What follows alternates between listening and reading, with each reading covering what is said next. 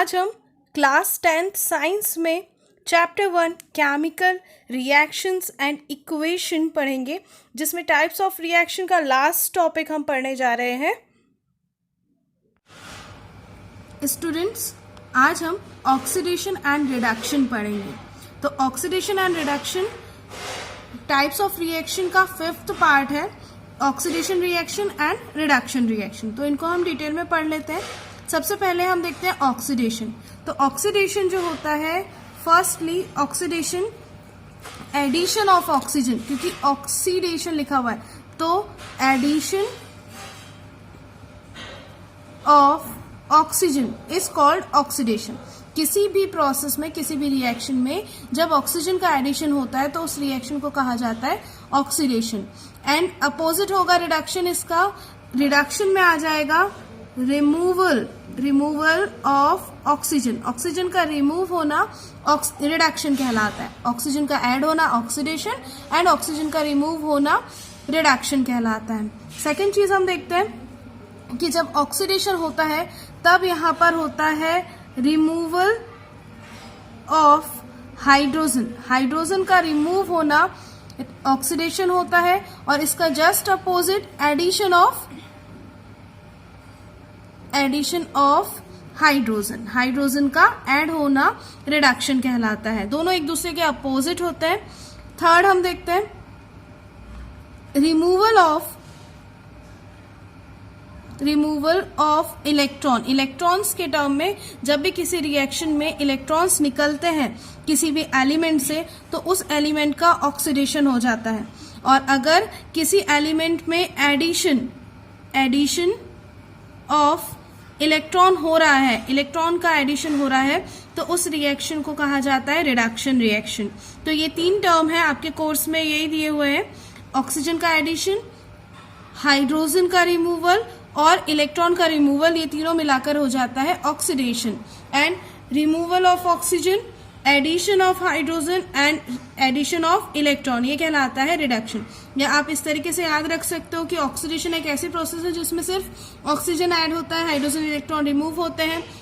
Reduction एक ऐसी process है जिसमें सिर्फ ऑक्सीजन रिमूव होता है और हाइड्रोजन और इलेक्ट्रॉन यहाँ पे ऐड होते हैं। अब इन रिएक्शंस को हम एग्जाम्पल और कुछ रिएक्शंस की हेल्प से देखते हैं। तो एक रिएक्शन हम यहाँ पे ले लेते हैं कि जब हम मैग्नीशियम ले रहे हैं, 2 mg हमने ले लिया और इससे हम ऐड कर दे रहे हैं ऑक्सीजन। आपने एक एक्टिविटी देखी थी आगे की, जो फर्स्ट एक्टिविटी थी जिसमें मैग्नीशियम रिबन को ऑक्सीजन की हेल्प से बर्न किया जाता है। ऑक्सीजन के साथ बर्न करते हैं तो डेजलिंग व्हाइट कलर की फ्लेम निकलती है। तो मैग्नीशियम को जब ऑक्सीजन के साथ हम बर्न कर रहे हैं और यहाँ पे ऐड हो जाएगा मैग्नीशियम के साथ में ऑक्सीजन, तो ये रिएक्शन बन जाएगी ऑक्सीडेशन रिएक्शन।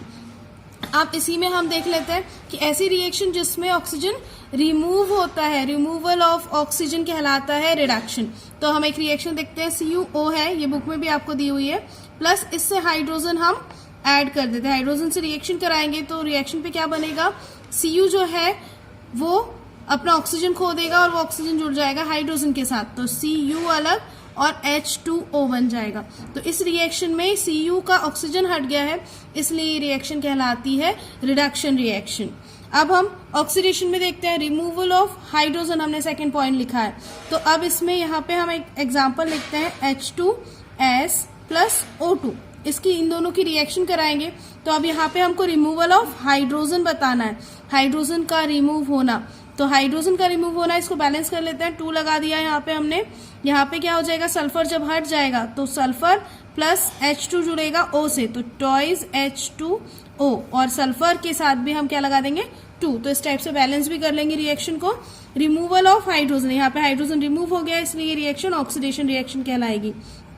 अब एडिशन ऑफ हाइड्रोजन, हाइड्रोजन का ऐड होना, एक एग्जाम्पल हम देखते हैं, Cl2 प्लस यहाँ पे H2S, इन दोनों में हाइड्रोजन का ऐड होना। तो मतलब हाइड्रोजन जो है वो क्लोरीन से जुड़ जाएगा और सल्फर से हट जाएगा। तो addition of hydrogen 2HCl plus sulphur, ये अलग हो जाएगा। तो ये रिएक्शन हो गई हमारी एडिशन ऑफ हाइड्रोजन को बताने वाली ऑक्सीडेशन रिएक्शन। नेक्स्ट है रिमूवल ऑफ इलेक्ट्रॉन, इलेक्ट्रॉन का रिमूव होना, किसी भी रिएक्शन में इलेक्ट्रॉन अगर रिमूव हो रहा है किसी एलिमेंट से तो वो होता है ऑक्सीडेशन। जैसे हमने एग्जांपल लिया सोडियम, और इसमें से हम एक इलेक्ट्रॉन को रिमूव कर दें, माइनस इलेक्ट्रॉन कर दें, तो ये बन जाएगा Na प्लस इलेक्ट्रॉन, मतलब इलेक्ट्रॉन यहाँ पे रिमूव हो चुका है, तो रिमूवल ऑफ इलेक्ट्रॉन कहलाता है यहाँ पे ऑक्सीडेशन। नेक्स्ट हम देख लेते हैं एडिशन ऑफ इलेक्ट्रॉन, रिडक्शन में होता है। तो एडिशन ऑफ इलेक्ट्रॉन कैसे होगा, क्लोरीन प्लस इलेक्ट्रॉन, क्लोरीन में एक इलेक्ट्रॉन आपने ऐड कर दिया तो ये Cl-। जब भी किसी भी एलिमेंट से इलेक्ट्रॉन रिमूव होता है तो वो बनाता है एक कैटायन, मतलब पॉजिटिव आयन, और जब भी किसी भी एलिमेंट में इलेक्ट्रॉन ऐड होता है तो वो बना लेता है नेगेटिव आयन या एनायन। तो इस टाइप से कैटायन और एनायन बन जाते हैं। क्वेश्चंस आपको आते हैं कि जैसे यहाँ पे बुक में क्वेश्चन दिया हुआ है, explain oxidation and reduction in the terms of gain and loss of oxygen. तो ऑक्सीजन के गेन होने और लॉस होने के बेस पे आपको ऑक्सीडेशन रिडक्शन को बताना है, तो आप फर्स्ट वाला पॉइंट यहाँ पे लिख सकते हो। और कुछ क्वेश्चन इसी में पूछा गया है कि explain oxidation and reduction on the basis of removal and addition of electron, तो आप इसके बेस से भी यहाँ से लिख सकते हो ऑक्सीडेशन एंड रिडक्शन में कैसे गेन होता है और लॉस होता है इलेक्ट्रॉन। तो ये दो क्वेश्चन के आंसर आप इसकी हेल्प से बता सकते हो। आपको समझ में आ रहा है कि नहीं, ये आप कमेंट में जरूर बताएं।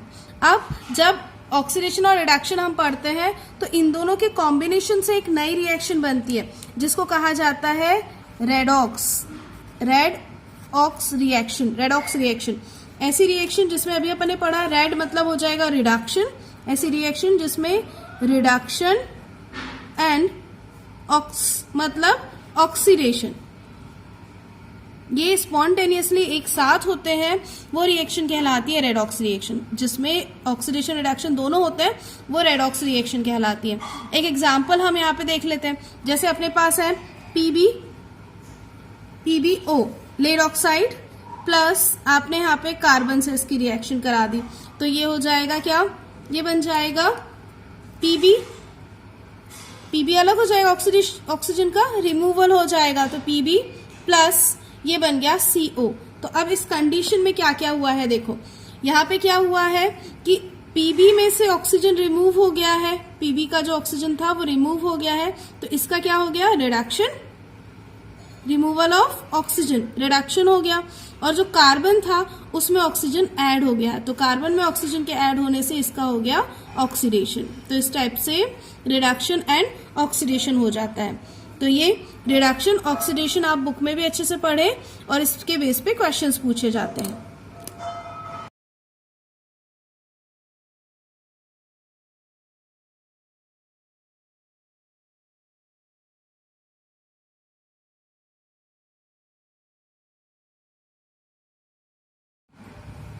अगला टॉपिक है कोरोजन।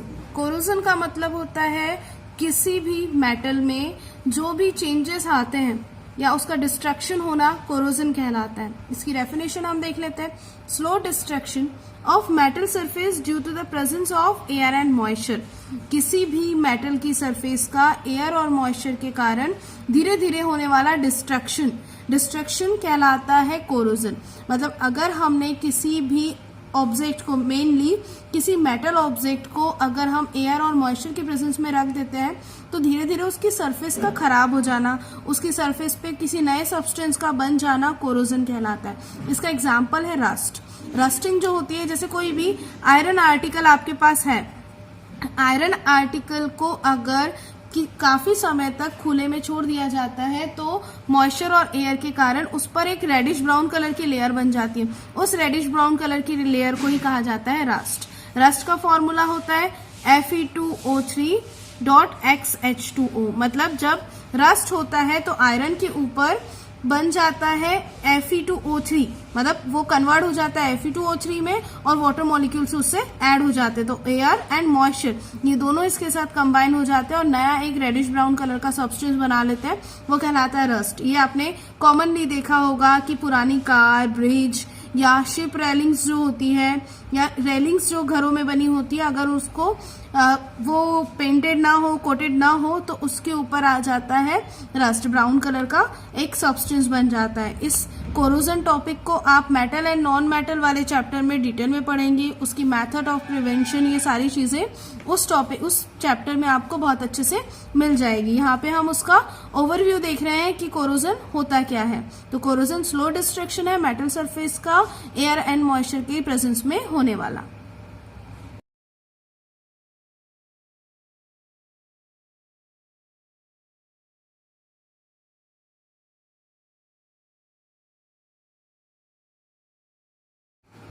इस चैप्टर का लास्ट टॉपिक है रेंसिडिटी। तो रेंसिडिटी एक टाइप का जो ऑक्सीडेशन प्रोसेस है वो होती है। रेंसिडिटी में कोई भी फूड आइटम, ऐसा फूड आइटम जिसमें फैट और ऑयल्स होता है, fat oil containing food item का एयर की प्रेजेंस में, मतलब अगर एयर की प्रेजेंस में इसको रखा जाता है, खुला छोड़ दिया जाता है, तो उसका ऑक्सीडाइज हो जाना कहलाता है रेंसिडिटी।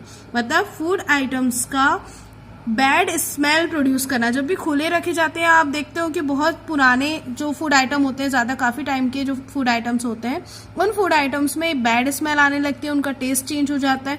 तो उनमें से जो बैड स्मेल आती है वो होती है उन फूड आइटम्स के ऑक्सीडेशन हो जाने के कारण। उनके ऊपर एयर की लेयर बन जाती है और वो उसके साथ रिएक्शन करके ऑक्सीडाइज्ड हो जाते हैं और अपने रियल नेचर को चेंज करके वो बैड स्मेल देना शुरू कर देते हैं, बैड टेस्ट देना शुरू कर देते हैं। तो वो कहलाती है रेंसिडिटी। ये स्पेशली होता है ऑयल्स में। ये कहा जाता है कि हमें खुला जो तेल होता है वो नहीं खरीदना चाहिए। तो खुला तेल में मेनली वही होगा कि उसकी सरफेस के ऊपर ऑक्सीजन जमा हो जाएगा और ऑक्सीडेशन के कारण उसका जो मेन टेक्सचर या उसका जो कंपोनेंट्स है वो बैड स्मेल देना शुरू कर देगा। तो ये पूरी प्रोसेस रेंसिडिटी कहलाती है। अब रेंसिडिटी को रोकने के लिए कुछ सब्सटेंस उसमें ऐड किए जाते हैं। उन सब्सटेंस को कहा जाता है एंटीऑक्सीडेंट्स।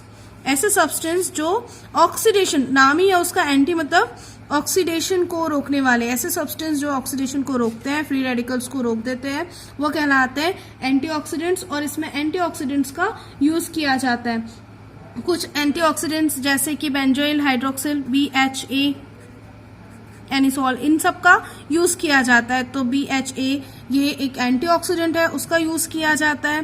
तो ये सब्सटेंस रिमूव करते हैं ऑक्सीडेशन की रिएक्शन को, मतलब ऑक्सीडेशन होने से रोक देते हैं। तो ये सारे ऑक्सीडेंट्स कहलाते हैं, एंटीऑक्सीडेंट्स। चिप्स जैसे फूड मटेरियल्स में नाइट्रोजन गैस को फ्लश कराया जाता है, क्योंकि nitrogen gas in food material की ऑक्सीजन से होने वाले रिएक्शन को रोक देता है और एक इनएक्टिव एटमॉस्फेयर बना देता है, जिससे ये एयर से रिएक्शन नहीं कर पाते और काफ़ी टाइम तक प्रिजर्व रहता है। इसलिए नाइट्रोजन को फ्लश कराया जाता है इन फूड मटेरियल्स में। ये चैप्टर पूरा कंप्लीट होता है। आप बताइए कमेंट्स में कि आपको कैसा लगा और लाइक और सब्सक्राइब ज़रूर करें। Thank you.